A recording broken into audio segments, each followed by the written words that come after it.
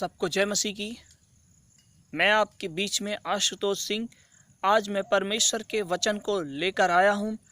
आप देख सकते हैं मैं एक चट्टान पर बैठा हूँ और जब मैं यहाँ बैठा था तो मुझे परमेश्वर का वचन याद आया जो मूसा को परमेश्वर ने दर्शन दिया था। वो भी एक चट्टान पर, और वहाँ एक जलती हुई झाड़ी थी, पर वो जल तो रही थी लेकिन वो पूरी तरीके से झुलस नहीं रही थी, अर्थात वो भस्म नहीं हो रही थी, क्योंकि वहाँ परमेश्वर की आग थी और परमेश्वर की उपस्थिति थी। तो दोस्तों, वहाँ पे सर्वशक्तिमान परमेश्वर ने मूसा को अपनी आवाज़ के द्वारा दर्शन देकर उससे कुछ बातें की, और मैं आपके बीच में ये बातें शेयर करना चाहता हूँ। और मैं ये परमेश्वर के वचन पवित्र शास्त्र से लिया गया है, और आप देखेंगे परमेश्वर का वचन पवित्र शास्त्र निर्गमन 20 अध्याय में इसका जिक्र किया गया है, जो परमेश्वर ने मूसा को दर्शन देकर वहाँ पे 2 पत्थर की तख्तियाँ, अर्थात 2 ऐसे चट्टान के 2 पत्थर के टुकड़ों पर परमेश्वर ने 10 आज्ञाएं लिखी, जो निर्गमन अध्याय 20 में लिखा हुआ है। आप इसको व्यवस्था विवरण 5 अध्याय में भी आप पढ़ सकते हैं। दोस्तों, मैं आपके बीच में इस परमेश्वर के वचन को लेकर आया हूं। आप हमारे साथ निकालें निर्गमन 20 अध्याय। मैं यहाँ निर्गमन 20 अध्याय को आपके सामने रख रहा हूं। आप देखें क्या परमेश्वर ने वो 10 आज्ञाएं दी हैं। तब परमेश्वर ने ये सब वचन कहे कि मैं तेरा परमेश्वर यहोवा हूँ, जो तुझे दासत्व के घर अर्थात मिस्र देश से निकाल लाया हूँ। तू मुझे छोड़ दूसरों को ईश्वर करके न मानना। यहाँ पे परमेश्वर का वचन की जो पहली आज्ञा है वो मैं आपके सामने रख रहा हूँ। आप इसे नोट करें और देखें कि परमेश्वर हमसे क्या चाहता है, जो अपने दास मूसा के द्वारा इन 10 आज्ञाओं को लिखा है। आप यहाँ पे देखेंगे लिखा हुआ है, तू मुझे छोड़ दूसरों को ईश्वर करके न मानना। पहली बात, हमारा परमेश्वर तो स्वर्ग में है, उसने जो चाहा वही किया। उसने स्वर्ग और पृथ्वी बनाए, उसने आकाश और पृथ्वी बनाए, उसने जो चाहा वही किया। उसने अपने शब्दों के द्वारा पूरी सृष्टि को बनाया। उसने मनुष्य आदम को बनाया, जो सबसे पहला इंसान, इस दुनिया का सबसे पहला इंसान 930 वर्ष जीवित रहा। दोस्तों, वो ही सर्वशक्तिमान परमेश्वर हमसे बातें कर रहा है, अर्थात अपने वचन को लिखकर यहाँ पर दिया है। इसमें लिखा है, तू मुझे छोड़ दूसरों को ईश्वर करके न मानना। दोस्तों, यहाँ पे परमेश्वर का वचन कह रहा है, और आगे लिखा है, तू अपने लिए कोई मूर्ति खोद कर न बनाना, न किसी की प्रतिमा बनाना, जो आकाश में व पृथ्वी पर व पृथ्वी के जल में हो। दोस्तों, यहाँ पे परमेश्वर का कानून, परमेश्वर जो अपने नियम को लिख कर दिया है वो बहुत सख्त है। यहाँ पे साफ साफ लिखा है, परमेश्वर का वचन बोल रहा है, तू मुझे छोड़ दूसरों को ईश्वर करके न मानना।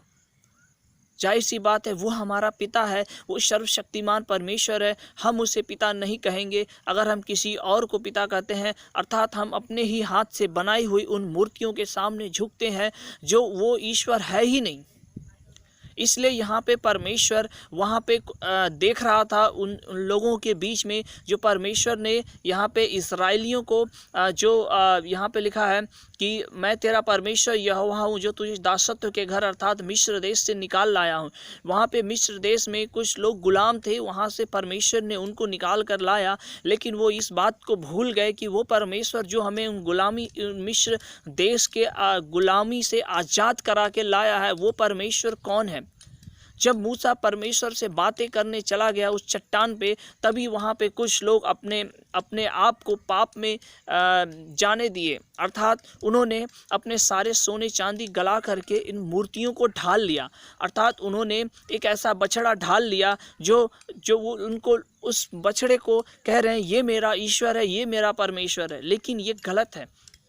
आज हमारे देश में, अर्थात मैं कहूँगा इस पूरी दुनिया में, परमेश्वर के वचन को लोग फॉलो नहीं कर रहे हैं। इसीलिए परमेश्वर अपने वचन में लिखा है, तुम मुझे छोड़ दूसरों को ईश्वर करके न मानना।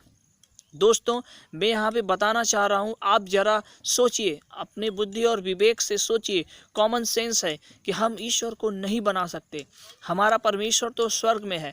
आगे लिखा है तो उनको दंडवत न करना, न तो उनकी उपासना करना, क्योंकि मैं तेरा परमेश्वर यहोवा जलन रखने वाला ईश्वर हूँ। और जो मुझसे बैर रखते हैं उनके बेटों पोतों और परपोतों को भी उनके पितरों का भी दंड दिया करता हूँ। दोस्तों, यहाँ पे परमेश्वर का वचन हमें बोल रहा, अगर हम उस परमेश्वर की तरफ नहीं मुड़ेंगे, उस परमेश्वर के पास नहीं जाएंगे, अर्थात हम उस परमेश्वर से बैर रखते हैं, अर्थात हम उस परमेश्वर को नहीं जानते हैं, अगर हम गूंगी मूर्तियों के पीछे चलते हैं और उस ईश्वर को भूल गए हैं जो ईश्वर हमें बनाया, उस भूमि की मिट्टी से रचा और हमारे नथनों में जीवन का श्वास फूका, उस सबसे पहला इंसान जिसके द्वारा हम आज इस दुनिया में हैं, हम उस इंसान को भूल गए हैं।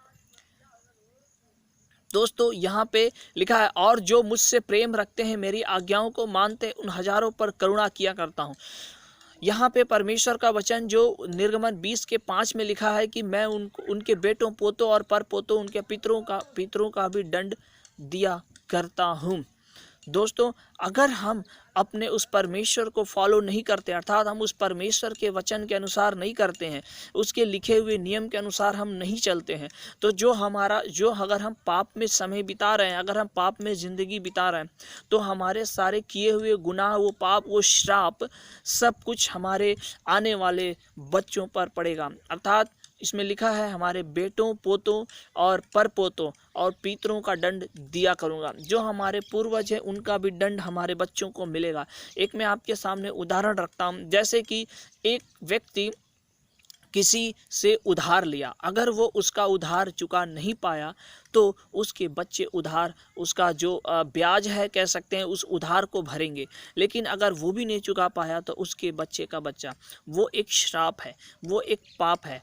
लेकिन ये पाप जो हमारे ज़िंदगी में परमेश्वर को वचन को पढ़ने के द्वारा अगर हम उसको फॉलो नहीं करते, हम जानते हैं कि हमारा परमेश्वर पवित्र परमेश्वर है, वो स्वर्ग में है, अगर हम उसके साथ नहीं चलते हैं तो हमारे बच्चों पर वो श्राप आएगा, उसका दंड मिलेगा। आगे लिखा है, जो मुझसे प्रेम रखते हैं और मेरी आज्ञाओं को मानते हैं, उन हजारों पर करुणा किया करता हूँ। परमेश्वर की दया, करुणा, प्रेम हम पर बरसेगी, अर्थात हम उस वचन को फॉलो करते हैं और परमेश्वर की बताए हुए आज्ञाओं पर चलते हैं। अगर हम गूंगी मूर्तियों को छोड़ देते हैं, अर्थात हम अपने हाथ से जिन देवताओं को, जिन मूर्तियों को खोद कर बनाते हैं, अगर हम उसकी उपासना करते हैं जो व्यर्थ है, वचन में एक जगह लिखा है, मूर्तियाँ जगत की कोई वस्तु नहीं है। अगर हम इस पे मन लगाते हैं तो याद रखें मेरे दोस्तों, हम उस परमेश्वर को नहीं, हम शैतान की ओर फिरे हैं, हम शैतान की ओर बातों पर मन लगा रहे हैं, क्योंकि शैतान आरंभ से ही झूठ बोलता आया है और वो पाप में डुबाते आया है। अगर हम ईश्वर के वचन पर नहीं चलेंगे तो आने वाले समय में हम अपने समय को इन पाप में बिताते हुए मर जाएंगे। लेकिन तब क्या होगा? अंत के दिनों में जब परमेश्वर अपने बड़ी सामर्थ के साथ और जब वो आएगा तो हम उसके राज्य में प्रवेश नहीं कर पाएंगे। आगे लिखा है, तू अपने परमेश्वर का नाम व्यर्थ न लेना, क्योंकि जो यहोवा का नाम अर्थात परमेश्वर का नाम व्यर्थ ले वह उसको निर्दोष न ठहराएगा। जो अर्थात मैं आपको बताना चाहता हूँ, हमारा परमेश्वर पवित्र परमेश्वर है, उसे हम बना नहीं सकते। बहुत से ऐसे लोग हैं जो गूंगी मूर्तियों के पीछे जाते हैं और उनके पास उनकी उपासना करते हैं और उन्हें कहते हैं ये मेरा परमेश्वर है, ये मेरा सच्चा ईश्वर है। लेकिन मैं आपको बताना चाहता हूँ, जो आप नाम ले रहे हैं वो व्यर्थ है, वो सर्वशक्तिमान परमेश्वर नहीं है। हमारा परमेश्वर तो स्वर्ग में है, उसने जो चाहा वही किया। उसने अपने शब्दों के द्वारा पूरी सृष्टि को रचा और बनाया। उसने अपने हाथों के द्वारा मनुष्य, जो सबसे पहला इंसान आदम को बनाया, वहीं से हम सब लोग अभी तक आए हैं। अगर हम उस ईश्वर को फॉलो नहीं करते हैं, उस ईश्वर के पीछे नहीं चलते हैं, निश्चय हम अंत के दिनों में उस परमेश्वर से दूर हो जाएंगे और उस अनंत आग के कुंड में चले जाएंगे। दोस्तों, आप याद रखें, अगर आप परमेश्वर के पास जाना चाहते हैं तो इस परमेश्वर की 10 आज्ञाओं को फॉलो करें। अर्थात हमारा परमेश्वर पवित्र परमेश्वर है, उसने जो चाहा वही किया। आगे क्या लिखा है, तू अपने परमेश्वर का नाम व्यर्थ न लेना, क्योंकि जो परमेश्वर अर्थात यहोवा का नाम व्यर्थ ले वह निर्दोष न ठहराया जाएगा। जैसा कि मैंने आपको कहा, हम किसी भी गूंगी मूर्तियों के सामने झुककर और हम उसे ईश्वर कहें, ये हमारा नाम लेना व्यर्थ है। तू विश्राम दिन को पवित्र मानने के लिए स्मरण रखना। विश्राम दिन अर्थात तू 6 दिन तो परिश्रम करके अपना सब काम काज करना, परंतु 7वां दिन तेरे परमेश्वर यहोवा के लिए विश्राम दिन है। उसमें न तो तू किसी भांति का काम काज करना, और न तेरे बेटा, न तेरी बेटी, न तेरे दास, न तेरी दासी, न तेरे पशु, न तेरे कोई परदेशी जो तेरे फाटकों के भीतर हों। दोस्तों, हफ्ते में एक दिन जो 7वां दिन कहा जाता है वो है रविवार का दिन, अर्थात उस दिन हम सिर्फ परमेश्वर की आराधना करें, ऐसा परमेश्वर का वचन कहता है। लेकिन बहुत से लोग ऐसा नहीं करते हैं। आगे क्या लिखा है, क्योंकि 6 दिन में परमेश्वर ने अर्थात यहोवा ने आकाश और पृथ्वी की सृष्टि, पृथ्वी और समुद्र जो कुछ उसमें है सबको बनाया, और 7वें दिन विश्राम किया। इस कारण यहोवा ने विश्राम दिन को आशीष दी और उसको पवित्र ठहराया। दोस्तों, मैं आपको बताना चाह रहा हूँ, अगर आप उत्पत्ति की पुस्तक 1 अध्याय 2 अध्याय अगर आप पढ़ते हैं तो यहाँ पे आपको मिलेगा सर्वशक्तिमान परमेश्वर ने किस प्रकार सब कुछ एक एक करके बनाया, लेकिन उसने 7वें दिन खुद विश्राम किया और सब कुछ देखा और कहा ये तो बहुत अच्छा है। उसी समय छठवें दिन परमेश्वर ने मनुष्य अर्थात आदम को बनाया। आगे हम देखते हैं, इसमें एक और आज्ञा है, तू अपने पिता और अपनी माता का आदर करना, जिस से जो देश तेरा परमेश्वर यहोवा तुझे देता है उसमें तू बहुत दिन तक रहने पाएगा। जो देश अर्थात हम जो देश में अर्थात भारत देश में रहते हैं, वो देश में परमेश्वर हमें आशीष देगा। हम कहेंगे हम किसी भी देश में चले जाएं, जो देश परमेश्वर हमें दिया है उस देश में रह करके हम परमेश्वर के कानून को अर्थात उसकी व्यवस्था को माने, उस पर चले, जो परमेश्वर हमें कहता है उसके अनुसार करें। जैसा कि एक और आज्ञा है, तू खून न करना। दोस्तों, अगर हम किसी का खून करते हैं, किसी को अपने बातों में फंसाकर अगर हम उसको किसी अंधेरे जगह में ले जाकर उसका हत्या कर देते हैं, या किसी ज़मीन के लालच में अगर हम उसकी हत्या कर देते हैं, या पैसों की लालच में हम अगर उसकी हत्या कर देते हैं, या कह सकते हैं कि जलन के कारण हम अगर उसकी हत्या कर देते हैं, तो हम परमेश्वर के राज्य में जाने से वंचित हो जाएंगे।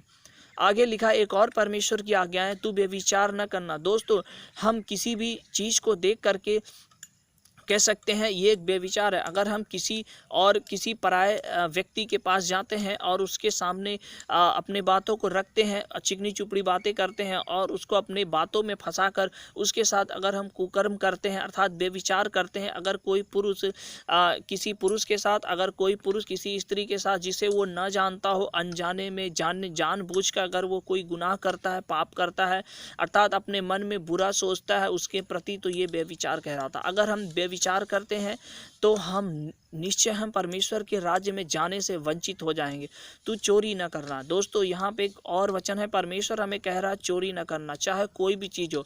अगर हम किसी के घर जाते हैं या किसी ऐसे जगह जाते हैं जहाँ पे कोई अच्छी वस्तु देखकर अर्थात कोई ऐसा रुपया पैसा देखकर या कोई धन देखकर हमारे मन में लालच आ जाए, अगर हम उसे चुरा ले अर्थात उठा ले, उनको न जानने में हम उसे लेकर भाग जाए, ये एक प्रकार का चोरी है।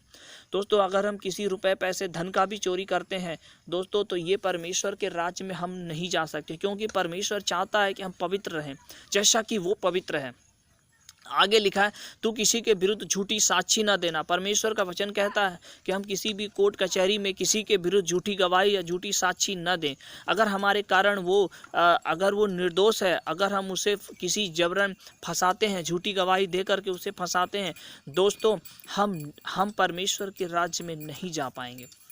आगे लिखा है, तू किसी के घर का लालच न करना, न तो किसी स्त्री का लालच करना, और न किसी के दास दासी व बैल गधे का, न किसी की वस्तु का लालच करना। दोस्तों, हम आपको बताना चाह रहे हैं, अगर हम किसी भी दास दासी का या किसी औरत या किसी स्त्री का लालच करते हैं, और अगर हम गाय बैल या किसी के अगर मान लीजिए हम अपने पड़ोस के घर में गए हैं और वहाँ पर मैंने एक बहुत सुंदर सा पला हुआ बछड़ा देखा और हमारे एक मन में लालच आ गई कि मैं इसे खोल कर ले जाऊंगा। दोस्तों, ये गलत बात है। हम किसी भी वस्तु का लालच नहीं कर सकते, क्योंकि ये परमेश्वर का कानून कहता है, परमेश्वर का वचन कहता है। अगर हम लालच करते हैं तो परमेश्वर के राज्य में नहीं जा पाएंगे। अगर हमने किसी के घर से पैसे चुराए हैं तो परमेश्वर के राज्य में नहीं जा पाएंगे। अगर हम किसी की हत्या कर करके उसके पैसे जबरन लूट लिए हैं तो हम परमेश्वर के राज्य में नहीं जा पाएंगे। आगे लिखा, और दोस्तों, ये परमेश्वर का वचन जो मैं अभी यहाँ तक पढ़ रहा हूँ, आप निर्गमन की पुस्तक 20 अध्याय व्यवस्था विवरण 5वां अध्याय आप ज़रूर पढ़ें। यहाँ पे परमेश्वर का वचन हमें सिखाता है कि हमें क्या करना है, क्या नहीं करना है। परमेश्वर हमसे प्रेम करता है और परमेश्वर नहीं चाहता कि हम किसी भी प्रकार के पाप में, बुराई में फंसकर अपने आप को ख़त्म कर लें। दोस्तों, हम परमेश्वर, पवित्र परमेश्वर है, वो हमारा सच्चा पिता है। दोस्तों, आज ये आपको वचन कैसा लगा, आप हमें हमारे व्हाट्सएप नंबर में हमें व्हाट्सएप करें, हमें कमेंट करें और आप हमें फ़ोन करके वचन का भी आप साझा कर सकते हैं। और दोस्तों, हमें हर समय पाप से दूर रहना चाहिए। जैसा कि हम जानते हैं, हमारा परमेश्वर हमसे प्रेम करता है। अगर हमारे अंदर प्रेम नहीं है, किसी के प्रति द्वेष है, तो परमेश्वर हमसे दूर हो जाएगा। दोस्तों, आप अपने आप को जांचें और देखें, ये सारे वचन जो आपके पास नहीं है, अर्थात आप ऐसी गलतियां करते हैं, इन सब को छोड़ करके परमेश्वर के पास आएँ। आइए हम प्रार्थना करते हैं। जो लोग इस वीडियो को देख रहे हैं, अपने मन को फिराएं और परमेश्वर के राज्य में जाने की तैयारी करें। आइए हम प्रार्थना करते हैं। हमारे उद्धारकर्ता सर्वशक्तिमान परमेश्वर, हम आपके पास, आपके चरणों में आते हैं। पिता परमेश्वर, जितनों ने ये वचन सुना है प्रभु, अगर उनके दिल में, उनके हृदय में इस प्रकार की कमियां हैं तो उनसे दूर करें। परमेश्वर, जो आप चाहते हैं वो होने दे पिता परमेश्वर। जो लोग देख रहे हैं इस वीडियो को, जिनके अंदर द्वेष, लालच, व्यभिचार और बहुत सारी ऐसे बुरी बातें हैं, वो सब कुछ पिता छोड़कर आपके पीछे हो ले। प्रभु, हम प्रार्थना करते हैं, हम धन्यवाद देते हैं स्वामी। सच में आप हमसे प्रेम करते हैं। आप राजाओं के राजा, प्रभुओं के प्रभु, जिस प्रकार आपने मूसा को दर्शन दे के ये 10 आज्ञाएं दी और वो जाकर के लोगों को बताने लगा, लोग सुनकर मन फिराए। प्रभु, आज ये वचन बहुत से लोग जो नहीं जानते हैं वो सुनने पाए और अपने आप को मन फिरा पाए। प्रभु, हम धन्यवाद देते हैं। जो लोग इस वीडियो को देख रहे हैं, जहाँ भी कहीं भी हो, प्रभु उन्हें आशीष दे और जो इस पाप में फंसे हैं, छूटने में उन्हें ज़रूर मदद मिलेगी। इस प्रार्थना को प्रभु जितने लोग सुन रहे हैं सबको आशीष कर, और इस प्रार्थना को अपने उद्धार करता प्रभु यीशु मसीह के नाम से मांगते हैं, आमीन। दोस्तों, सबको जय मसीह की। और जिन लोगों ने इन वीडियो को देखा, निश्चय परमेश्वर उनसे प्रेम करता है और वो अपने आप को पाप से छोड़ करके प्रभु आपके वचन में चलने वाले हो सके। ओके, मैं नेक्स्ट वीडियो में फिर मिलूँगा। सबको जय मसीह की।